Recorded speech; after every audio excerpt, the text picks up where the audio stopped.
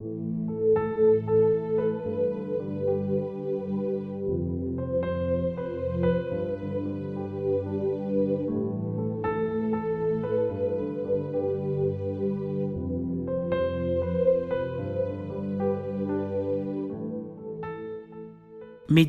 du 13 novembre. Il est notre prochain. Mais lui voulut se justifier et dit à Jésus: « Et qui est mon prochain ?»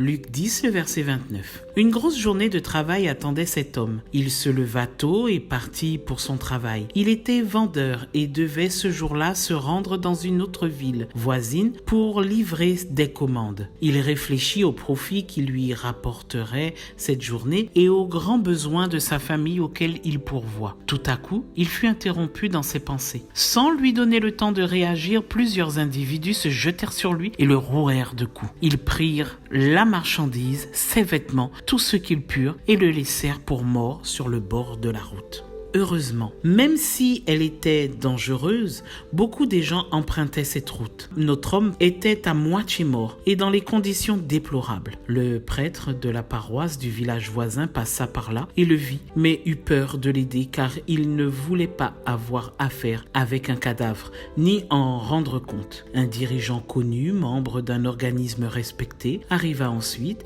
et vit aussi le corps se vider de son sang. Il descendit de son véhicule, l'observa attentivement, mais après s'être assuré que personne ne le regardait, préféra poursuivre son chemin, pensant qu'il n'y avait plus rien à faire. Enfin, un homme peu apprécié passa par là, arrêta son véhicule, vint au secours de ce marchand et le transporta à la clinique la plus proche. Ce récit a beaucoup à nous apprendre, surtout au moment où le troisième personnage a aidé le blessé. La Bible dit qu'il était un Samaritain. Cela signifie qu'il voyageait alors en territoire étranger, ce qui rend son acte de miséricorde plus remarquable encore. Il savait que si lui-même avait été blessé à cet endroit, aucun juif ne l'aurait aidé. Mais lui, il ne s'est pas posé de questions sur l'origine du blessé. C'était un être humain et cela a suffi pour qu'il accepte de s'exposer à la violence environnante. En plus de nous enseigner l'amour du prochain, cette parabole nous parle aussi de l'amour du Christ. Satan a trompé, corrompu, volé, ruiné l'être humain et l'a abandonné pour qu'il périsse. Dieu aurait pu, comme le Lévite ou le prêtre,